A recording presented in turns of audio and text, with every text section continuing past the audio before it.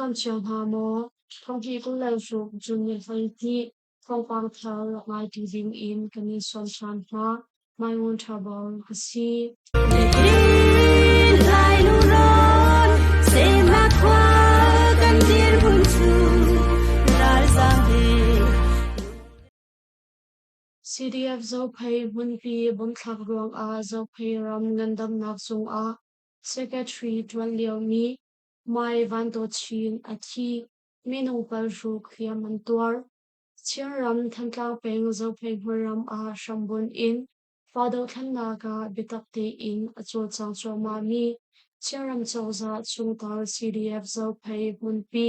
headquarter le apong kam a Nizan Junit Khat Zinglei Thawngchimnak Bawiatli Sondinga Shonga Khan SSP Sural Kapni the fighter pasari in Wilheli Tiang Bongman Thakhuang A Zauphei Ram Ngandam Nakzung A Secretary Atwal Leomi Mai Vando Chin Anun Nak Aliam E Minong Paruk Ni Liam Han Tuar Gong CDF Zauphei He Niam in Aummi Ni Anshim Ngun nak liam mi mai vando chin hi kumkule kumriad upa si I zo phei ram bechai zung a bechai boy saw ngai anak tuan bal mi asi ngai ten ani thim na ka khan bechai boy in andin tar I zo phei ram ngandam nak zung a secretary atwal liao mi asi chun minung paruk ni hliam han tuar I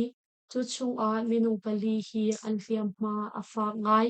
CDF zo phei hun pi headquarter chu arok di non kau tia CDF zo phei he nei niam in a ummi pakhat ni lungmali phosa achim balong ya thai tu dok hlan na thonglak na shampi pakhat zong ni CDF zo phei hun pi a bomba thla tu SSP Sural ka balong pol ki ni pi do varal kap sakhan in akai ni panhi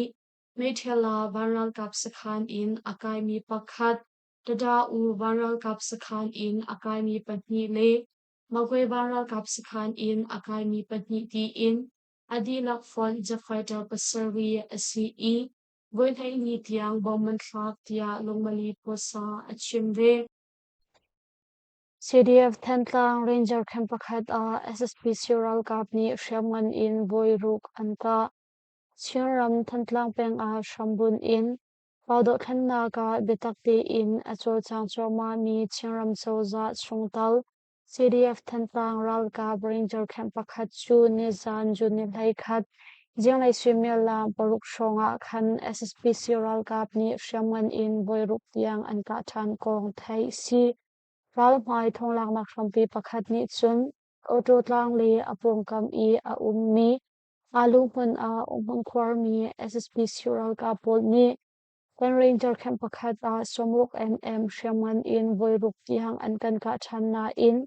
Nun nak liam mi le hliam ha tuar mi kanum shro lau Boy pathong in kan him tia lungmali posa achim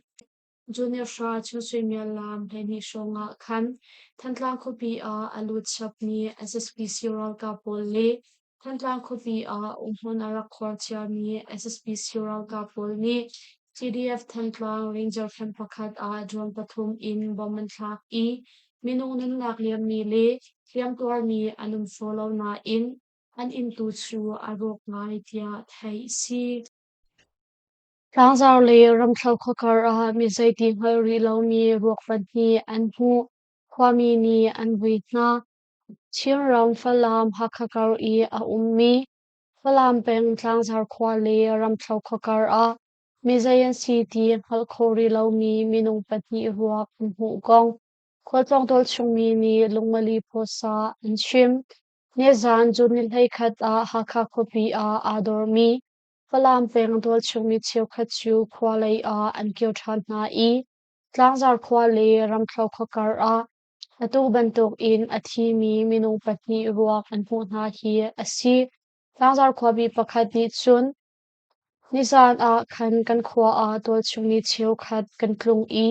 kan khwa le ramthlau khokar a athu nam mi kan thei cha a kan vazau I minung patni athi mi ruak an raksi an thi nak asaw lai ti kan zum an ruak chu a rok tuk chang ruang a Mizayan City kan halkaw na law, at siyaw ni sun falam hakakal kadaw nakliwa kan, at himi SSP Siral Kapruak and Sekaw Laiti in kan zub na in, fetar nak ngay chu a umri law, kan kwal lama hin, ahaw man fon kani kan ngam halaw cha a, aman thak tu chu kan ngay law tia lungmali po sa at chim, kwal lo mi ni an hu mi na minung pati ruak chu an lom na nu a, ram thau kho kom khwa boy sin a an chia i, twal chung mi ni an vi na tia thai si, SSP Siral Kap ni falam kopi an lak than nuwa kan, falam hakakar lampi song, hum hak chan ding in ral lamasial mi SSP Siral Kapol chu, chim sham tlai pukom ni mun kip a rakbo in an ka na cha a, SSP Siral Kap athi mi le, liam tor mi an tam ngai tia, ral mai thong lak nak shampi sin in kan thai, aluan chia mi nikula ni seri zonga kan, falam peng lungpi khopong a, SSP Siral Kap ni an tlai na nu a, tuksapur in an tha mi na, chin mi phoral kap CNA base aven mi minung pati le, tol chung mi pati di in, an di lak fon minung pali ruak chu, tol chung mi ni an mu i, thamul a kan vui na tia thai si. Tidim peng song sang kwami pakha tha ton mi chu an makut in asi lau kong, Zomi National Army ZNA ni an than, chiang ram tidim peng so sang kwami pa ngay mang pa mang tha ton mi chu, an ma shem kai puput in asi lau kong, ZRAEC in chuak mi, tidim peng a shambun ve mi, Zomi National Army ZNA ni Juni Shazan a an than, so sang kwami pa ngay mang chu Juni kwa kan, tidim peng, so sang kwa in, tung sang kwa a thong I a kiu lay a, an min halwi lau mi pu pakhat ni an vel I an tha, chuan hu a junior sha Zinglei Thawngchimnak khashonga khan, so sang kwa I a mi in a kwa mi ni a ruak an kalpi tia thai si, Zomi National Army ZNA ni an than niya chun, ZRAEC lay in, Joshua Zomi ni alang tau ni I, ZNA ni pamang an thati in suala kan photi kha, matlai na kan tua di I, kan ma chung tal ay selaw,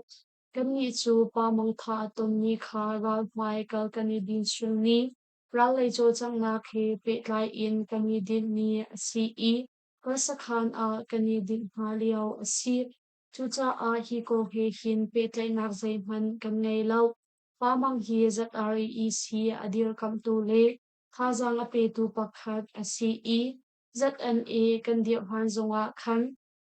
hun khatte a di mi le, a kal ti ni kan hoi kom cha pakhat song a si, kan hoi kom minung pakhat chung a atu bantuk in, luan lak in kutvat hak ding hi, a ruang man kan ruat palaw mi a si tia lang dar, Zomi National Army ZNA chu, Zomi Revolutionary Army ZREC Shui Tu Po Rian Tuan Ning Le, Cho Chang Ning Du Lau Ruang A, Liam Chia Thong Hi Kula Rukum April Mystery A Khan, ZREC in Achuak Mi Pufakhat and Si Kong An Khan I, Tidim Peng Chung A Shambun in, Acho Chang Cho Ma De Mi Shem Tai Pufakhat and Si Tia Kan Thai. Narin kopi a pipe na chit mi mak chia pakhat chan sol nak in a thi, chiang ram than tlang peng, lau tu hmar ram I a mi narin kopi a kosa mi, kumli mak senuti pakhat chu pipen a chit na ka chan sol nak in, anan nak aliam kong, thong lak nak shampi sin in thai si, nan lak liam mi kumli mak senuti chu e na si I, junior sha khan anun nak aliam hi a si, Chunu a ni zan juni pai khat, Zinglei Thawngchimnak sha shonga khan, pifa pulam ti in an vui tia thai si, e na chu, tua liang siang in a siang in a kai kau, siang in an ti nu a hoi la he in tang a an klong I, pipen a chit na ka jalsual na ka ton hi a si, a ngong a pipen shri ni arak lar I anun na kaliam hi a si, akong lam hi chim oka a har ngai, achung lani chun impong kam a aliang ruati in anrua I zalei swimia lam pathum na chiu shonglonga khan mei kau ding in tang chauka a antum I aruak in anpu tia thonglak nak shampu pakhat ni chinlet channel a achim nanak lian mi hak chia ena I hring tu apa chu Malaysia a umliao si I anu zong hi angandam lo na kong hi peklai in Yangon akal liao asive tia thai si Malaysia a atlang bal he sigruang a Indo thumchung in azruang mi chinnu pakhat ake patning in akia Malaysia Johor Ramkul Senai Maram a Junisha Khan Chin Lia Chingkhol Nuam Kumpul Chu Patlang he ani sigruang a Indo thumchung in azruang I anan na aliam sholaw na in ake patning in akia kong Malaysia chimni pakhasin in phai si Indo thumchung in azruang mi Chin Lia Chingkhol Nuam Chu Zorau in Kulai si zumpi a angkalpi alung fim changkauna in ake patnining in ake aruang a hiding in Johor Bashu JB si zung a antiao chan atlangval he ani dungna hi zarkashong long asiri I anma panhi gar boy na ruang a athin hun le alung fa tur khauti lau in Indo thumchung in azuan hi asini tia Malaysia chimpa pakhat ni chingwol a achim lia chingkhol nuam hi kaleview a pasani si I Malaysia ram a halpi na flatlat de comment camping te in angai lo ruang a lia chingkhol nuam hi kaleview a pasani si I Malaysia ram a halpi na flatlat de comment camping te in angai lo ruang a CI thobul asi kho na ha Bom chan tu phu le tuang bong wei tu ha ni chei mai na an nei nu a halpi na ka pakhat an siam piak tia thai si Yamaram kong apichua ko na din sa a tlang chung shem tai put na hi iton na ngay ni tim kong ASEAN Chairman Philippine Foreign Minister ni achim Member ram boy na kong hi an khau hai ko I an khau ko na nga le apichua an kol ko na din sa a aralai mi ni thong pal chunga hin Member ram tlang chung shem tai put na hi ton beruat na ngay ni tim kong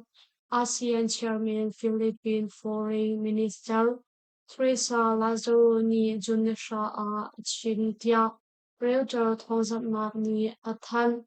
Japan ram Tokyo Kupi a Nikki ni Tuami Forum Pakhat a ASEAN Chairman Philippine Foreign Minister Teresa Lazaro ni Sun Memoram ko nga him Zaitinda kabong ko na lai ti mi kahal ko na ha Tla chung shem kai pu chiu khat hi chei mai na ngay ding in timlam na ka ngay tia achim asina in memoram I a mi zaibantuk tla chung shem kai pu na hi da Tonberwa na an ngay lai ti mi kong le khoi ka ada iton na an ngay lai ti mi kong tu chu dikliu in chim lem lau Philippine ram chu tu kum cha a ASEAN Chairman atun leo mi ram si I Philippine President Ferdinand Marcos Jr. ni Philippine Foreign Minister Teresa Lazaro hi memoram kong hi peklai im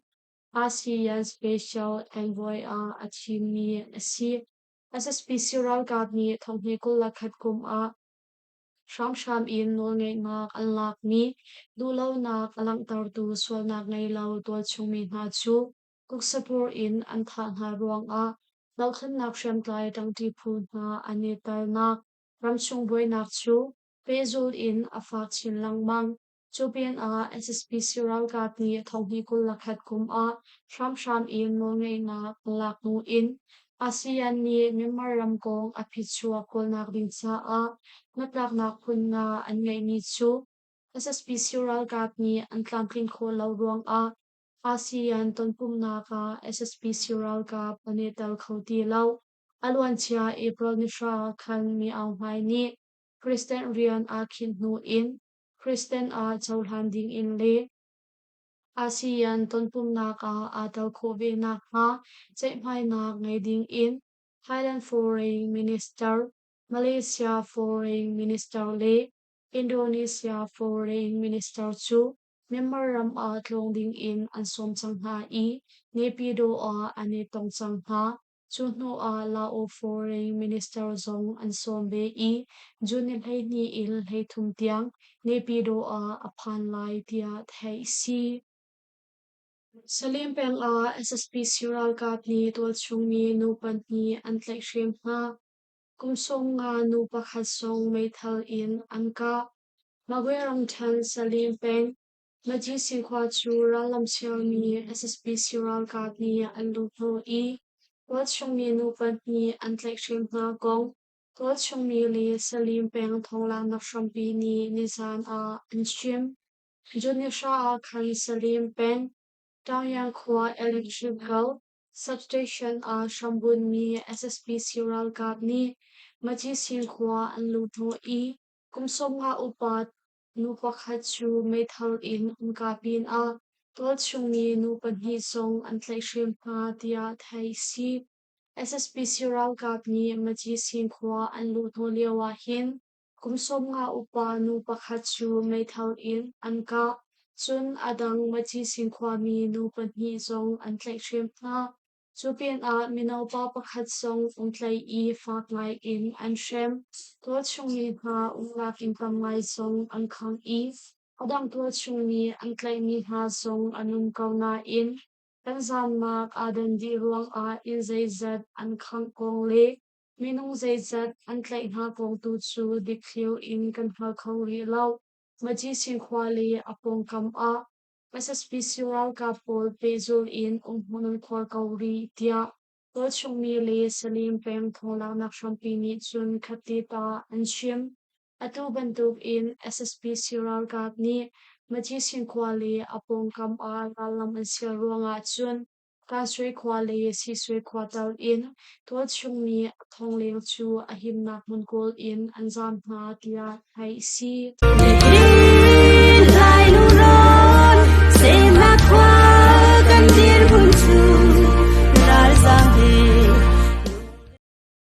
Lungali post thazang akan pe I kan thong chim angai tu nan di lak chung a kan yalom tuk shing shan thai Zinglei a thong pang thar hei kan thong chan ha lai